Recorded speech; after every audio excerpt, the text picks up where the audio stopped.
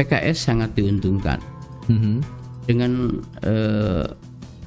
kondisi PKS hari ini sebagai oposisi. Kenapa? Assalamualaikum warahmatullahi wabarakatuh. Selamat datang kembali di Radar Tasik Podcast, di programnya Ruang Publik Bicara Inspiratif. Nah, kali ini saya akan berbincang-bincang dengan Pak Dede Muharam. Beliau sebagai Sekretaris MPD DPD PKS Kota Tasikmalaya.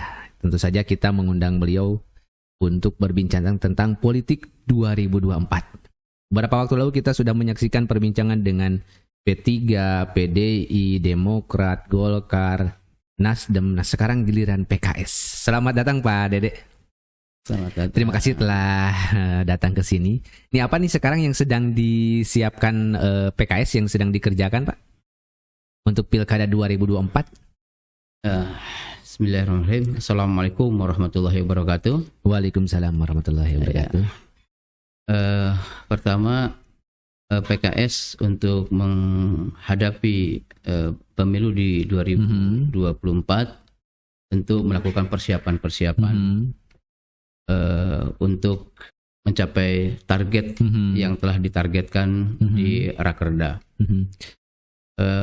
Di antaranya langkah-langkah yang kita lakukan untuk mencapai target yang telah disepakati. Yang pertama adalah membangun kekuatan personal di kader PKS, karena ujung tombak keberhasilan dan kemenangan itu ada di para kader.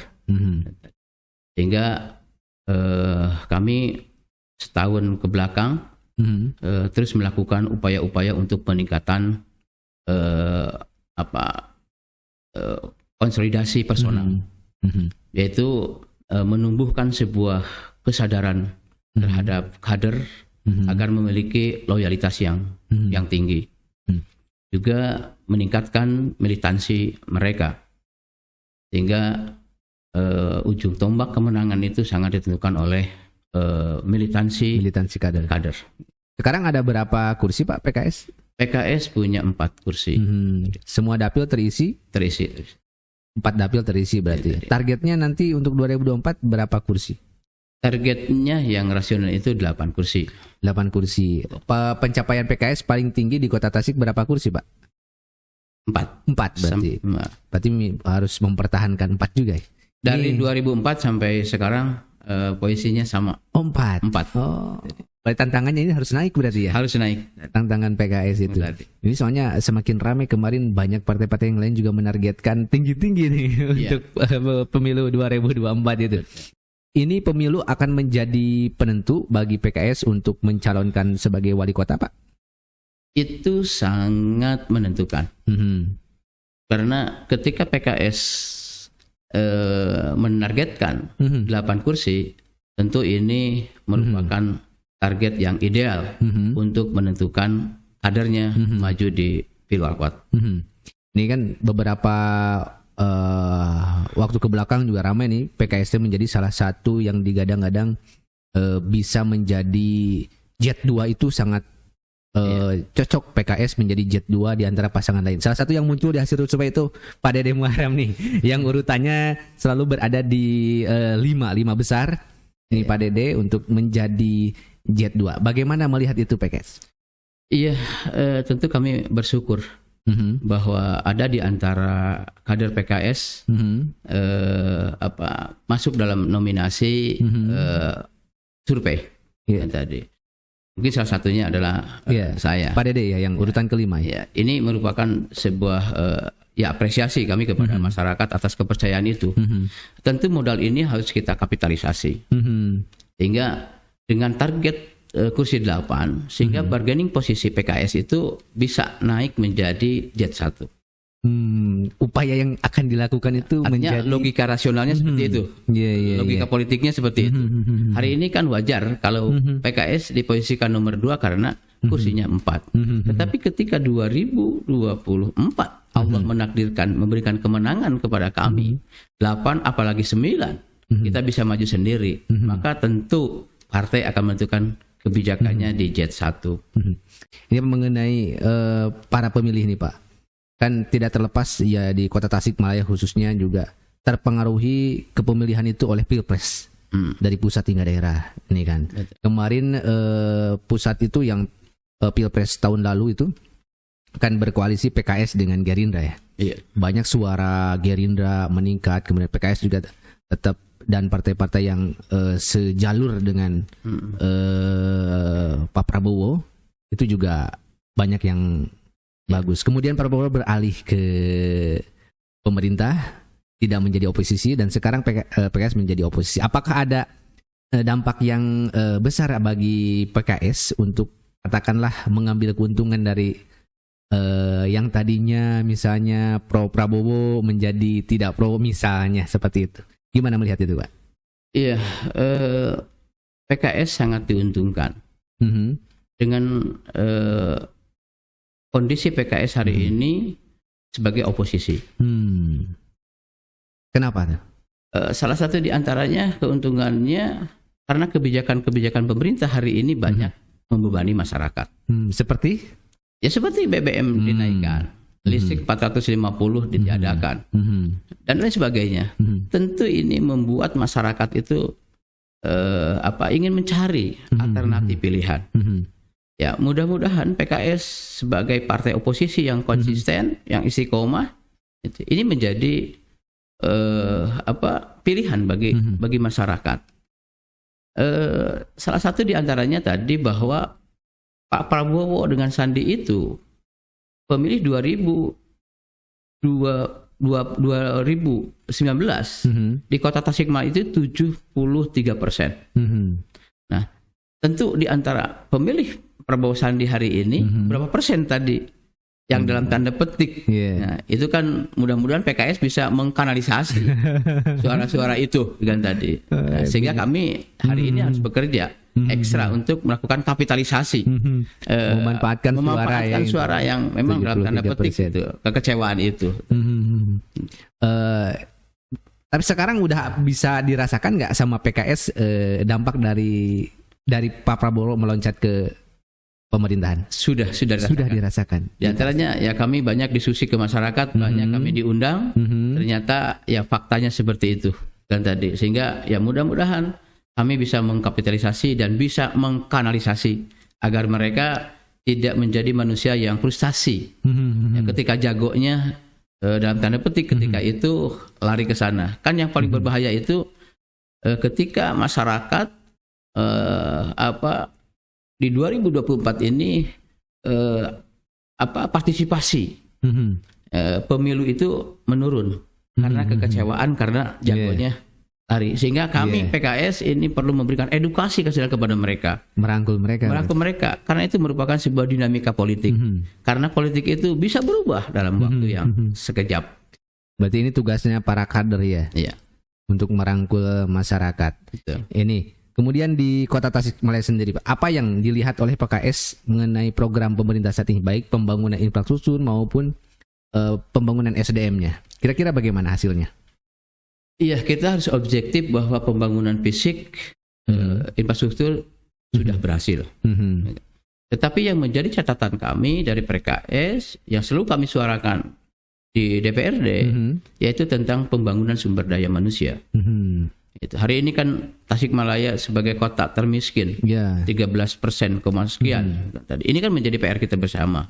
Karena pemikiran PKS bahwa yang perlu dilakukan terlebih dahulu adalah tadi pembangunan sumber daya manusia. Karena pembangunan sumber daya manusia merupakan investasi di masa akan datang. Pembangunan fisik tetapi ketika kita terlalu ansih pembangunan infrastruktur, kita yang namanya infrastruktur kan setahun 2 tahun juga sudah rusak. Sehingga PKS selalu menyoroti bahwa pembangunan sumber daya manusia ini harus menjadi prioritas. Nah, kira-kira pembangunan SDM itu yang kayak gimana gitu, Pak? Konsepnya yang kayak gimana? Iya, salah satu di antaranya yang paling utama itu pembangunan karakter. Karena tata kelola negara ini, pemerintahan ini kan oleh manusia. yaitu ada wali kota, ada birokrat, kadis dan sebagainya tadi. Maka yang paling utama yang harus kita bereskan bersama-sama yaitu tadi pembangunan sumber daya manusia di birokrat. Karena bagaimanapun juga ketika para birokrat tidak memiliki integritas moral, sebesar apapun anggaran, maka anggaran itu tidak akan efektif dan produktif. Tetapi ketika para birokrat yang mengelola uang 2 triliun di pemerintah kota Tasikmalaya, mereka takut kepada Allah Subhanahu wa taala sebagai modal dari pembangunan karakter tadi, maka insya Allah mereka akan amanah dan programnya pun akan sampai kepada masyarakat. Berarti program pemberdayaan masyarakat atau peningkatan pembangunan moral SDM itu juga harus di birokrat juga harus dikendalikan. Itu yang paling utama. Yang paling utama itu di birokrat sebenarnya. Karena mereka yang mengelola tata kelola keuangan APBD Tasikmalaya. Kira-kira ini mengenai analisa dari PKS sendiri. Ini kan Pak yang tadi 13,3 sekian persen kota Tasikmalaya sebagai kota termiskin se-Jawa Barat. Kenapa ini bisa seperti ini? Apa yang salah? Itu kan data BPS ya Pak ya? BPS, ya kita pun harus objektif ya. Iya. Targetnya kan 9% tadi. Memang kemarin ada kendala ya, 2020-2021 itu dengan COVID. Tadi. Sehingga dengan kondisi seperti itu, ya target 9% itu tidak tercapai. Yang tercapai 5-6% kan? Iya. Sehingga kita pun objektif melihat karena memang ada persoalan. Ada persoalan musibah itu tadi. Sehingga bukan Tasikmalaya, hampir seluruh kota kabupaten pun stagnan dari sisi peningkatan kemiskinan. Jadi memang ada faktor COVID-19 yang memang mengguncang ekonomi di kota Tasikmalaya sehingga targetnya tercapai. Kan dari BPS di berita radar kita di koran juga Pak Bambang Pamungkas, Kepala BPS menyarankan kota Tasikmalaya untuk mengejar target jika ingin menjadi kota maju itu harus bisa melebihi kota Bandung, kemudian Bogor yang bisa setiap tahunnya pertumbuhan ekonominya 7%. Kira-kira bisa nggak kota Tasik, Pak? Iya, Tasikmalaya hanya di posisi 5% kan, 5, sekian. 5, sekian. Iya, tentu itu tergantung manajerial dari pemerintahan itu sendiri.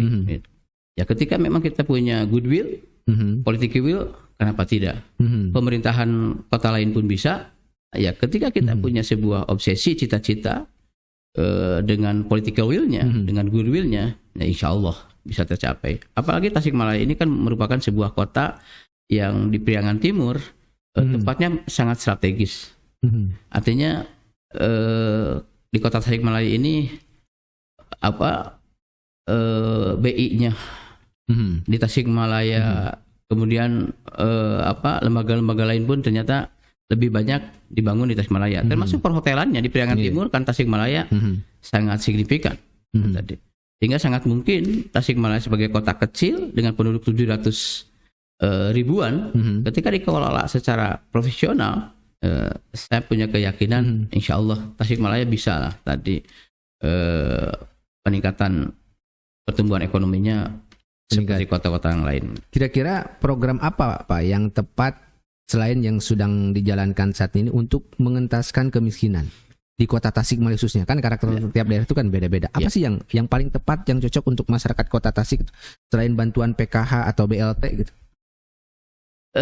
Sebelum menentukan langkah-langkah strategis untuk pengentasan kemiskinan, yang paling penting itu adalah tentang pendataan kemiskinan itu sendiri. Karena sebesar apapun anggaran yang digelontorkan untuk mengentaskan kemiskinan, sementara datanya tidak valid, maka tidak akan tercapai penurunan angka kemiskinan. Sehingga menurut hemat saya, kemiskinan itu paling tidak ada 3. Nah, yang pertama, apa yang dikatakan kemiskinan absolut, yaitu kemiskinan ya masyarakat kita yang memang sudah tidak bisa diberdayakan, jompo, kemudian disabilitas dan sebagainya. Nah, ini kan valid, datanya harus valid. Sehingga ini harus tadi menjadikan tanggung jawab pemerintah. Mereka harus tadi disupport, didukung oleh pemerintah. Karena mereka takdir Allah Subhanahu wa taala menjadikan mereka menjadi orang-orang miskin yang tak berdaya. Persentasenya berapa nih? Nah, ternyata pemerintah Kota Tasikmalaya ini kan tidak punya data itu. Nah, itu pendataan yang pertama harus kita lakukan. Sehingga kan solusinya sangat mudah. Ketika persentasenya berapa, itu kan harus disupport oleh anggaran APBD. Itu kewajiban pemerintah, kewajiban negara. Kemudian yang kedua, apa yang dikatakan kemiskinan kultural, mentalitas. Nah, sehingga kan ini treatmentnya kan berbeda. Kalau yang tadi absolut itu harus tanggung jawab negara. Kalau yang kemiskinan mentalitas ini treatmentnya kan dengan pelatihan, penyadaran dan sebagainya. Edukasi ini. Dan yang ketiga ada kemiskinan yang diakibatkan oleh struktural, kebijakan pemerintah yang salah. Yang tadi. Sehingga mengakibatkan kemiskinan terus bertambah. Saya sering sampaikan. Di antaranya ketika pemerintah tidak berani melakukan moratorium terhadap minimarket, apakah itu Indomaret, Alfamart, Yomaret yang sifatnya reguler ataupun tadi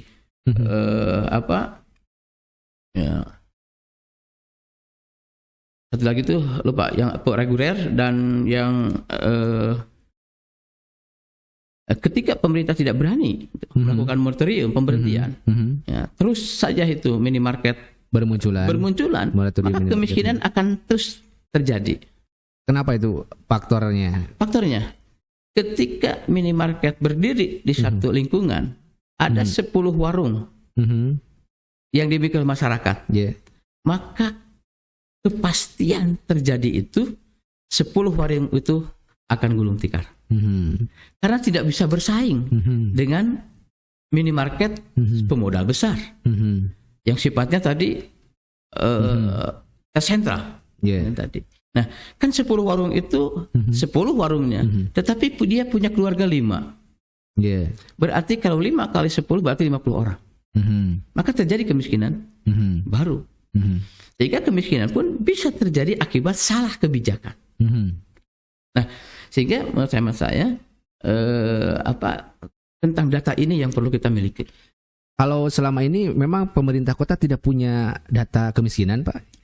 Ya, fakta dan realita hari ini di lapangan pak tumpang tindih. PPNT-nya seperti apa hari ini? Tadi ternyata masyarakat dan Pak RT yang menjadi menjadi ketempuhan butut mau kan? Karena memang data tidak valid. Lu lagi. Ini kan fenomena yang terjadi di masyarakat kita. Saya sebagai RW merasakan seperti itu karena memang validitas datanya tidak valid.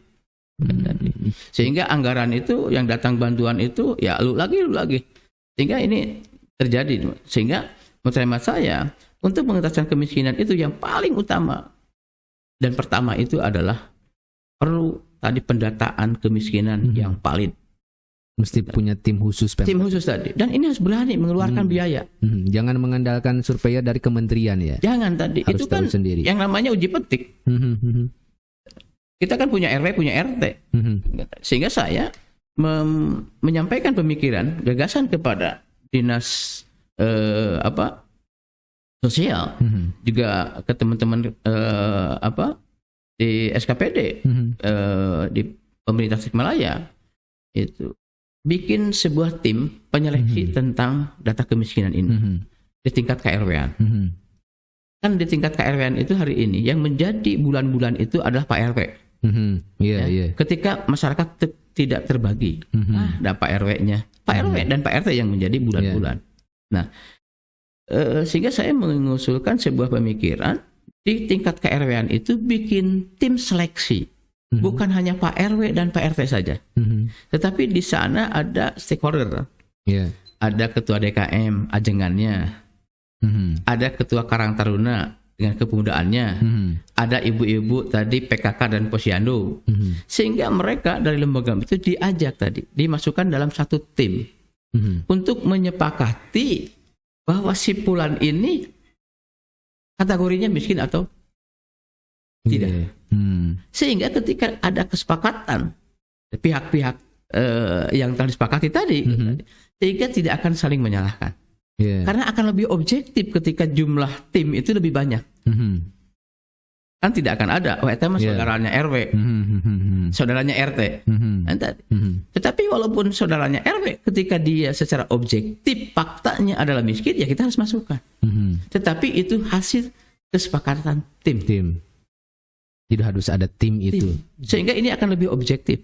Walaupun ada kesalahan, ya namanya manusia tidak akan sempurna, tetapi bisa diminimalisir.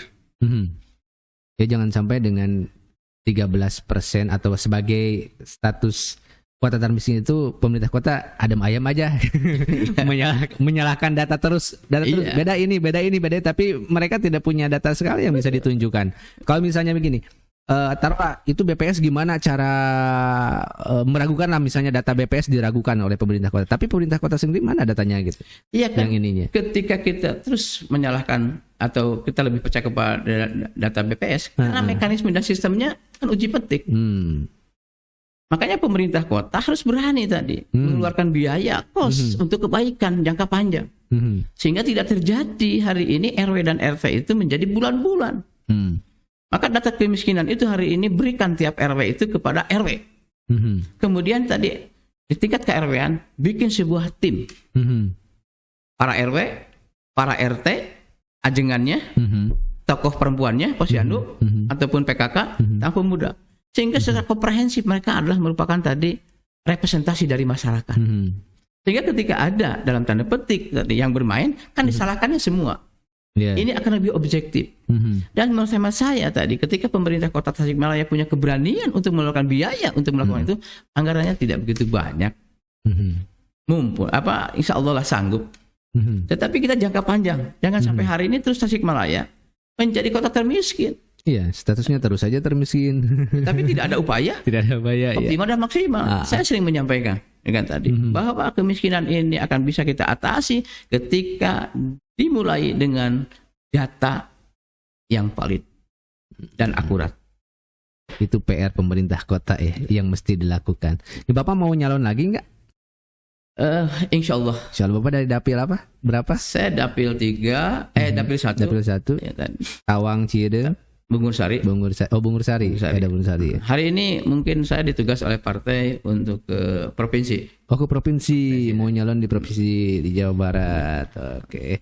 Kenapa enggak? Doanya saja lah. Iya, kenapa enggak di sini lagi? Kenapa ke provinsi, Pak? Ya mungkin hasil analisa dan kajian partai bahwa saya sudah layak untuk ke provinsi. Ada incumbent nggak sekarang di provinsi dari PKS?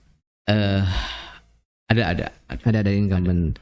Nah, kalau misalnya kan Pak Dede ini kemarin belakangan juga digadang-gadang nih menjadi Jet 2 tapi ada kemungkinan kalau PKS nanti dapat 8 kursi jadi Jet 1. Kemudian Bapak sekarang mencalonkan di provinsi. Kalau tiba-tiba ditugaskan oleh partai untuk tempur lagi di pilkada gimana? Ya, PKS punya budaya dan kultur. Yaitu budaya dan kultur sami'na wa ta'na. Jadi kami siap mendengar dan kami siap menerima keputusan partai. Apapun itu. Dalam pikiran Bapak ini ingin dijadikan seperti apa kota Tasikmalaya? Ya tentu semua kita berharap Tasikmalaya akan lebih sejahtera, lebih makmur masyarakatnya. Karena itu tujuan negara. Sehingga saya pribadi dengan tujuan itu perlu ada langkah-langkah yang harus kita lakukan. Yang pertama, ketika Allah Subhanahu wa Ta'ala dan masyarakat memberikan kepercayaan kepada saya untuk memimpin Tasikmalaya, paling tidak visi yang pertama adalah visi religius, yaitu bagaimana masyarakat Tasikmalaya, terlebih khusus para birokrat, ini dibangun mentalitasnya, dibangun karakternya, dengan cara dikenalkan, didekatkan kepada Sang Pencipta Allah Subhanahu wa Ta'ala. Karena ketika birokrat terlebih khusus, ketika teman-teman di birokrat tadi tidak mengenal Allah Subhanahu wa Ta'ala, tidak memiliki visi religius ini tadi, sebesar apapun anggaran yang digelontorkan oleh pemerintah pusat, maka kesejahteraan tidak akan tercapai. Kemudian selain itu, Sehingga visi religius ini merupakan visi yang pertama. Karena pembangunan karakter ini adalah merupakan tadi yang sangat strategis. Dalam lagu Indonesia Raya saja, salah satu di antaranya, bangunlah jiwanya, bangunlah badannya. Sehingga pembangunan yang paling utama yang harus dilakukan oleh kita bukan pembangunan fisik, tetapi pembangunan mental. Karena ketika pembangunan fisik lebih diutamakan, sementara pembangunan mental sebagai bentuk dari pembangunan sumber daya manusia, maka saya sering menganalogkan seperti pembangunan rumah sakit. Rumah sakit kelihatannya mentereng, dibangun luar biasa, tetapi masyarakatnya tidak mau diam di rumah sakit. Kenapa? Karena di rumah sakit banyak yang sakit.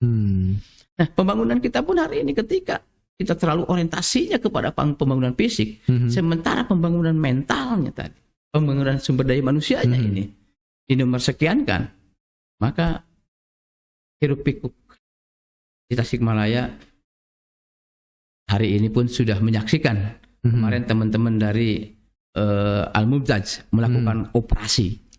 Itu bagaimana tadi minuman keras yang kemarin dijual di kos-kosan.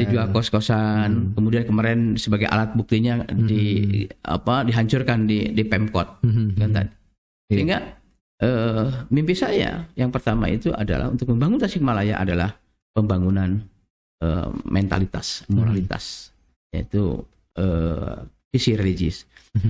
Yang kedua yaitu visi saya adalah untuk membangun tentang kesejahteraan. Karena bagaimanapun juga yang namanya manusia, tentu obsesinya, cita-citanya hampir semua dari kalangan miskin sampai kalangan kaya itu ingin sejahtera. Kalau istilah dalam Quran itu Allah memesankan kepada wali kota itu alladzi at'amahum min ju', bebaskan yang perutnya masyarakat itu dari kelaparan. Ini merupakan visi yang kedua. Ya tentu bahwa tujuan kesejahteraan bagi masyarakat, maka keberpihakan APBD pun ini harus sebanding lurus untuk membangun kesejahteraan tadi.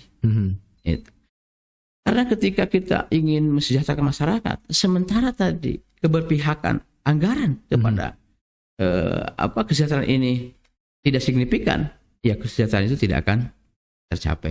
Tadi.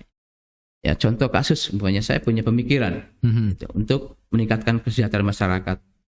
Saya punya mimpi dan punya program, salah satunya tiap RW saya berikan anggaran 50 juta per tahun. Tiap RW 50 juta per tahun.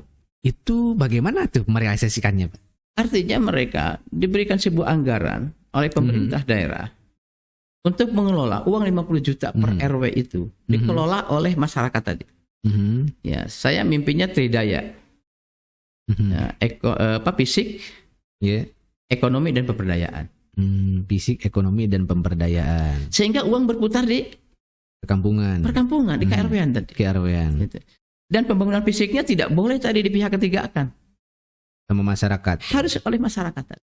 Ini berapa RW Pak di Kota Tasik? Ada sekitar berapa? 850 RW. Sehingga saya total hanya sekitar 42 miliar per tahun. Per tahun.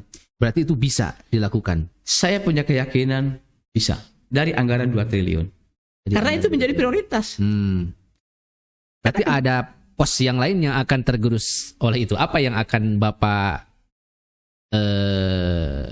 gerus? Anggaran yang alokasi kemana untuk merealisasikan ini? Sebenarnya anggaran itu tidak akan menggerus karena memang program itu sudah ada. Tetapi hari ini leading sektornya lebih di kelurahan. Oh, berarti digeser tadi. Sehingga uang itu akan berputar di lingkungan masyarakat. Kan hari ini yang menjadi persoalan itu programnya di tingkat KRW-an, sementara dikelolanya kelurahan di pihak ketiga akan tadi. Sehingga uang kan hanya segelintir orang yang mencicipi itu. Tetapi ketika tadi swakelola oleh masyarakat, tentu nanti dengan administrasinya ya kita siapkan tadi ya agar tidak menjadi masalah, kan tadi sangat mungkin, kan? Sehingga uang itu bisa berjalan, berputar di masyarakat. Jadi tidak perlu anggaran yang menggeser yang lain. Ini sudah ada. Apakah RW-RW di Kota Tasik saat ini sudah mampu rata-ratanya mengelola anggaran sebesar itu, Pak? Kenapa tidak mampu? Hari ini pun sudah ada. Kan masalahnya itu kan nanti di pelaporan, di administrasi. Kita kan menyiapkan tadi orang-orang di kelurahan untuk tadi mengurusi administrasi dan dibayar oleh dari APBD. Sehingga aman mereka. Ada pendampingan. Itu kan uang negara, uang masyarakat. Kenapa tidak? Cuma 42 miliar. Tetapi masyarakat akan merasakan. RW merasa dia akui tadi. Hari ini kan ada program di RW, tapi RW-nya tidak dilibatkan karena oleh pihak ketiga. Yang punya untung siapa? Oleh karena itu, untuk kesejahteraan ini salah satu di antaranya program saya itu tadi adalah memberikan sebuah anggaran tadi dikelola oleh tingkat KRW-an tadi. Menjadi jaya tarik juga nih bagi RW-RW sekarang. Karena saya merasakan. Saya menjadi sampai hari ini saya akhir ya di bulan Oktober ini saya jabatan RW saya, dan saya merasakan tentang kesahnya menjadi RW tadi. Itu programnya ada, tetapi dikelolanya oleh pihak ketiga. Harusnya diberdayakan masyarakat. Dan mohon maaf tadi, ketika program ini dikelola oleh masyarakat setempat, pertama kualitas akan terjamin. Karena tadi sense of belonging-nya, rasa kepemilikannya masyarakat itu akan tinggi. Makanya orang nu nggak bangun nyalira, kualitasnya kualitas tempe tahu gitu. Mereka pun punya rasa malu. Gotong royong hidup lagi. Gotong royong hidup lagi tadi. Bahkan tadi, mohon maaf, kesadaran masyarakat, jiwa pengorbanannya pun akan tumbuh. Sehingga ibu-ibu biasa tadi masihan kanggo. Ya lalawuhna, sanguna, bahkan masyarakat biarlah saya mau dibayar setengah harga, sehingga kualitas akan menjamin lebih hebat. Terutama tadi dengan perasaan sense of belonging, rasa kepemilikan. Tetapi kalau oleh pihak ketiga, masyarakat tidak dilibatkan, bodoh mau bagus mau tidak. Nah sehingga saya punya pemikiran untuk meningkatkan kesejahteraan, salah satu di antaranya adalah bagaimana anggaran tadi dikelola di tingkat KRW. Pergeseran pos dari kelurahan. Kalau selama ini kelurahan emang dapat berapa per tahun, Pak? Ya tergantung. Ada yang beda-beda per kelurahan. Kan ada 69 kan kelurahan. Kemarin di posisi 1,5 miliaran. 1,5 miliar per kelurahan itu. Per kelurahan. Kemudian dibagikan per RW. Per RW. Diskusikan tadi. Ya tidak jauh lah. Gitu. Bahkan kalau 2019 itu kan ada Permendagri bahwa pemerintah kota harus mendistribusikan ke kelurahan itu 5% dari APBD, sekitar 90 miliar. 90 miliar. Itu Permendagri 2019. Tetapi ketika ada COVID akhirnya itu diralat. Gitu. Jadi 2019 itu hampir rata-rata ya 90 miliar. Hari ini kalau pemikiran saya itu hanya 2,5% dari 90. Dari 90. Artinya berarti bisa realisasi berarti ya. Insya Allah bisa. Ya saya paling tidak lah 13 tahun ya mau ke 14 tahun di Badan Anggaran. Iya. Bapak 14 tahun di Badan Anggaran. Atau tahu betul tentang aliran pos anggaran di Kota Tasik berarti ya. Insya Allah. Iya. Nah selama Bapak menjadi di Banggar ya, kebanyakan emang pos penyaluran anggaran Kota Tasik itu ke fisik atau ke mana? Ya salah satunya. Salah satunya paling menonjol di fisik. Ke fisik, proyek infrastruktur. Sehingga memang seperti banyak sebutan bahwa ada sebutan Bapak Pembangunan lah dan lain sebagainya. Memang kita apresiasi. Tapi kan kita harus proporsional. Bahwa mengurus warga Tasik itu kan bukan hanya fisik saja. Nah, Pak ini kan menjelang pemilu nih. Kenapa nih masyarakat kan punya hak pilih masing-masing lah. Ada pemilih pemula dan lain sebagainya. Pemilih pemula juga sekarang katanya jumlah suaranya mencapai 40.000 kalau nggak salah di kota. Sekitar 40 kalau nggak salah. 40.000 suara pemilih pemula. Ini apa sih yang ditawarkan atau oleh PKS, atau kenapa masyarakat khususnya pemilih harus memilih PKS di pemilu 2024 mendatang? Iya, tentu yang kami tawarkan masyarakat itu, pertama kami melaksanakan dulu amanat undang-undang partai politik. Di antaranya di undang-undang partai politik ada klausul yang mengatakan bahwa fungsi dan tugas partai politik itu adalah mengedukasi masyarakat, memberikan pendidikan politik kepada masyarakat agar masyarakat cerdas dalam berpolitik. Sehingga kami PKS menginginkan ke depan itu logika pilihan masyarakat itu terhadap partai politik itu rasional, bukan pragmatisme. Karena kami memandang ketika masyarakat memiliki pilihan politik dengan alasan pragmatisme, ini sangat merugikan kita semua. Karena kos politiknya akan begitu besar. Sehingga dengan edukasi politik yang terus kami lakukan hari ini ke masyarakat, ya tentang pendidikan politik, ya agar ke depan masyarakat semakin cerdas. Kemudian yang juga kami tawarkan bahwa PKS secara faktual hari ini menjadi partai oposisi. Sehingga kami sikap kami sebagai partai oposisi bukan asal beda dengan pemerintah. Tetapi kami oposisi yang objektif. Ketika pemerintah Pak Jokowi melakukan sebuah kegiatan yang positif, maka kami dukung. Tetapi ketika kebijakan pemerintah yang memberatkan masyarakat, merugikan masyarakat, maka kami tampil sebagai partai yang mengkritisi. Salah satu di antaranya yaitu kenaikan BBM. Karena ini cukup memberatkan bagi masyarakat. Ya kami selalu objektif. Ya, tadi ketika mengkritisi, di antaranya pertanyaan masyarakat, PKS punya pikiran apa kalau pemerintah tidak menaikkan BBM? PKS menawarkan kepada pemerintah Pak Jokowi, maka hentikan mimpi pembangunan IKN. Yang estimasi anggarannya itu di posisi 500 triliun. Kenapa itu IKN harus berhenti, Pak? Ya karena memang tidak logis dan rasional, dan itu tidak berkenaan dengan kesejahteraan masyarakat. Yang akan menikmati dan mencicipinya siapa? Bukan masyarakat. Dan Jakarta masih layak menjadi ibu kota. Nah, kami selalu objektif ketika mengkritisi dan memberikan sebuah solusi. Yang kedua, kita pun tadi meminta kepada pemerintah saat Pak Jokowi, PKS, ya, teman-teman DPR pusat itu berhentikan pembangunan kereta cepat. Kenapa tuh? Iya, apa sih yang bisa dirasakan oleh masyarakat? Hari ini kan sangat menyakitkan. Nah, di awal anggarannya itu 85 triliun. Pinjaman dari pemerintah Cina. Tapi ternyata 85 triliun sudah habis. Ternyata kekurangan. Akhirnya pemerintah meminta dari APBN.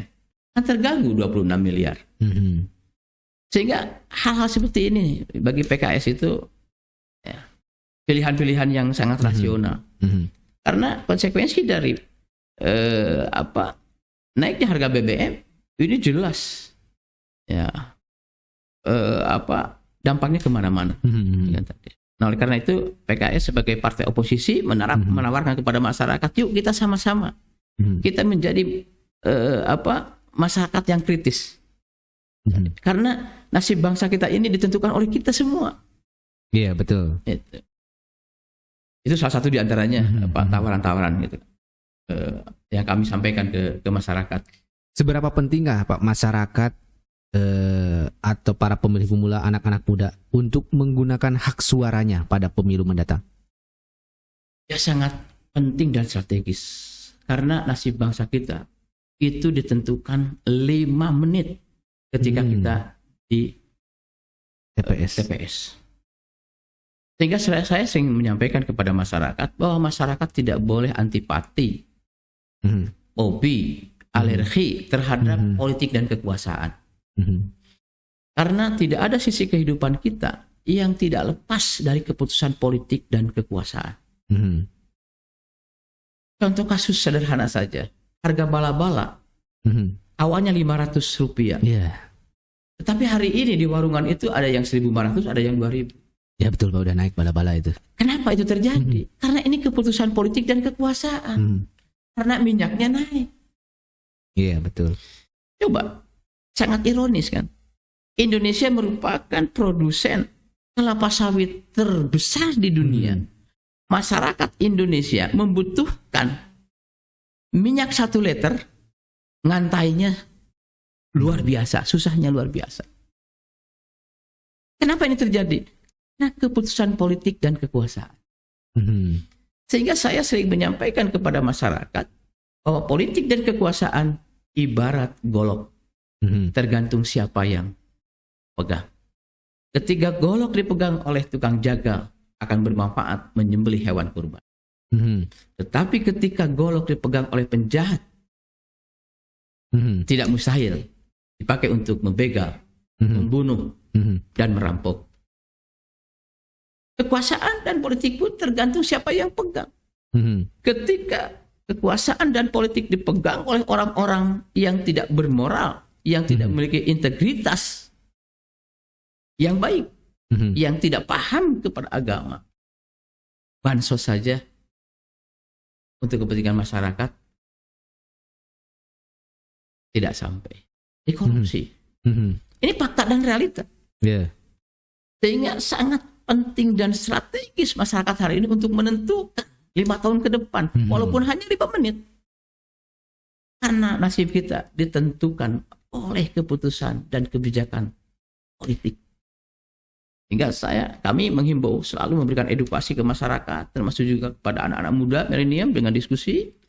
Saya kemarin kan buka warung aspirasi, semua orang datang, LSM pun datang, karena kami ingin memberikan sebuah penyadaran dan pendidikan bahwa negeri ini milik kita. Mau kemana kan kita hari ini? Jangan sampai negeri ini tadi tidak memiliki arah. Karena PKS memiliki sebuah pemikiran, atau ada seorang pengamat mengatakan bahwa ada penyakit di negeri ini, itu penyakit politik di negeri ini ada 3. Pertama, penyakit biaya politik yang sangat mahal.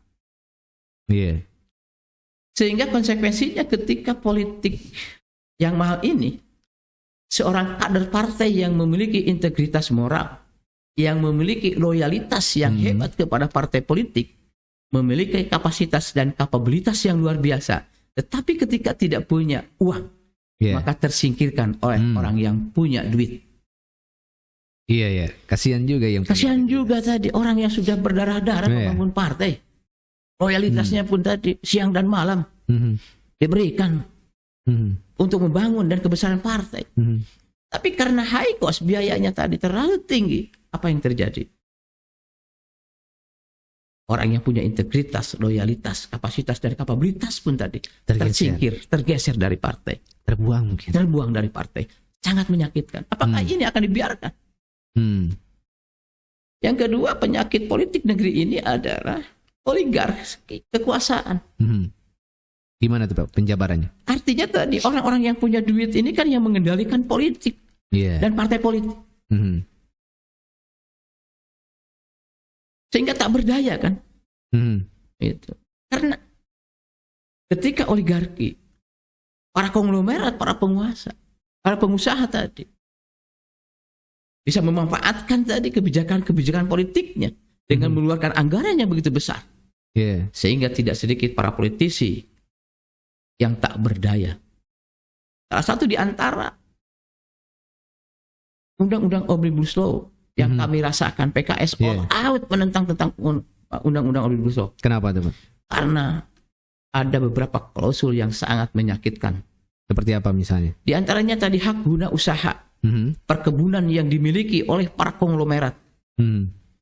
Hak guna usahanya di undang-undang sebelumnya 25 tahun. Hak guna usahanya di undang-undang Omnibus Law 90 tahun. Menjadi lebih lama. Sehingga kita tinggal dakinya saja. kalau lebih lama itu menguntungkan negara atau merugikan negara sih sebenarnya? Saya punya keyakinan merugikan negara. Kenapa? Karena mereka diberikan tadi pengelolaan full power. Full power ya. Hari ini saja kan terbongkar yang korupsi 104 triliun. Itu kan dari perkebunan. Iya. Yeah. Perkebunan milik negara, diakui oleh dia, maka KPK menemukan tadi 104 triliun tadi. Itu satu kasus saja tadi, Pak. Nah, sehingga ini menjadi PR besar bagi kita semua dengan oligarki kekuasaan. Sehingga mereka mengeluarkan dana yang besar untuk kampanye nanti, tetapi mereka pun punya hidden agenda. Ya, yang namanya pengusaha itu kan tidak mau tadi rugi, tidak ada tadi makan siang gratis. Ya. Dan yang ketiga, Pak? Dan yang ketiga, apa yang dikatakan kata pengamat itu adalah interlocking politik. Saling mengunci. Politik. Sehingga tidak sedikit politisi tidak bisa berdaya tadi. Ketika memang sudah terkunci kasus umpamanya tadi. Sehingga inilah PR besar kita ya. PKS ini harus keluar dari penyakit ini. Kalau negeri ini ingin aman, ingin baldatun taibatun warbun gopur. Selagi 3 penyakit ini tadi ada di tubuh kita bangsa Indonesia, maka kemakmuran kesejahteraan tidak akan tercapai. Baiklah Pak, sangat menarik sekali nih ini trilogi 3 hal yang mesti diwaspadai dan dilawan sama kita semua, bukan hanya partai ya. Sebagai rakyat kita harus terbebas dari hal-hal yang memang menghambat kemajuan bangsa kita. Terima kasih Pak, ini berhubung dengan waktu yang terbatas, udah ada di penghujung. Ini pembicaraan kita tidak terasa ini. Daging semua ini sangat menarik ini saya. Sharing. Betul sekali, ini sharingnya sangat menarik. Tidak terasa udah sekitar 40 menit lebih Pak. Biasanya cuma 30 menit. Ini udah lewat 40, sangat menarik. Berarti terima kasih juga. Sama-sama.